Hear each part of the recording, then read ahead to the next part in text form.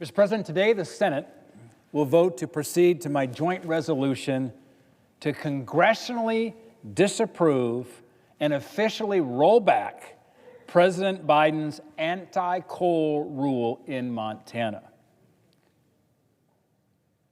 H.J. Res. 104 is supported by the entire Montana delegation.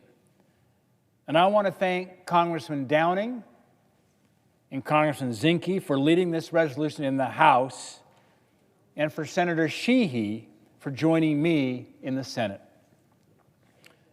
And this resolution is supported by many Montanans, starting with the governor of Montana, Governor Greg Gianforte, the mayor of Colstrip, Montana, the Montana Coal Council, the Montana Electric Co-ops, Northwestern Energy, local counties, both of the affected coal mines, and many, many more, and I will tell you, many, many more coal miners.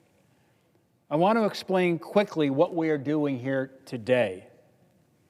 Today we will take the first step in overturning the Miles City Resource Management Plan amendment that prohibits any new coal leasing in eastern Montana. Let me be very clear, this resolution only overturns the anti-coal amendment that was issued by the Biden administration after the last election in the final days of their term.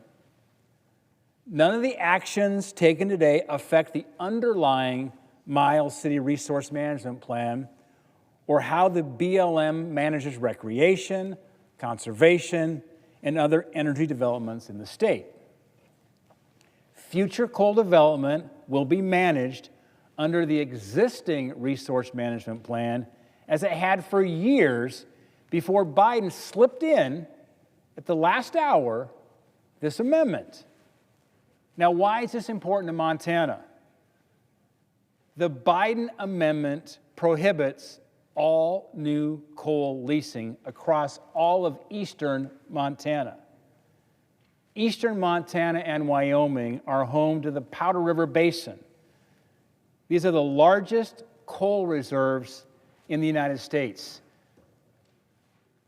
Many who are watching, when you think about Montana, you think about our amazing fly fishing streams, our national parks, our beautiful mountains, our wilderness areas, the tremendous hunting and hiking opportunities we provide.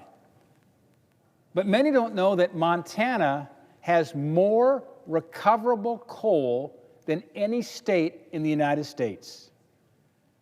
And think about this, the Biden administration prohibited new coal development in America's largest coal reserve.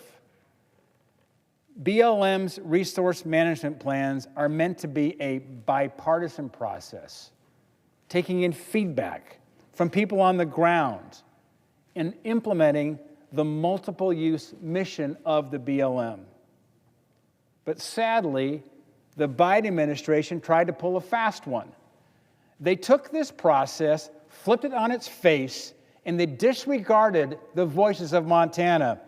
Well, I can tell you here this afternoon, the voices of Montana are speaking loudly with a united Montana delegation both here in Washington as well as Montanans back home in the state, and we are going to right that wrong today. We're going to give Montana a voice in the process.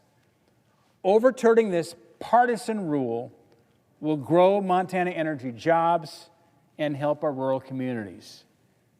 In fact, according to the Montana Coal Council, coal supports nearly 900 high-paying jobs in Montana and has provided $2.7 billion in federal, state, private, and tribal royalties.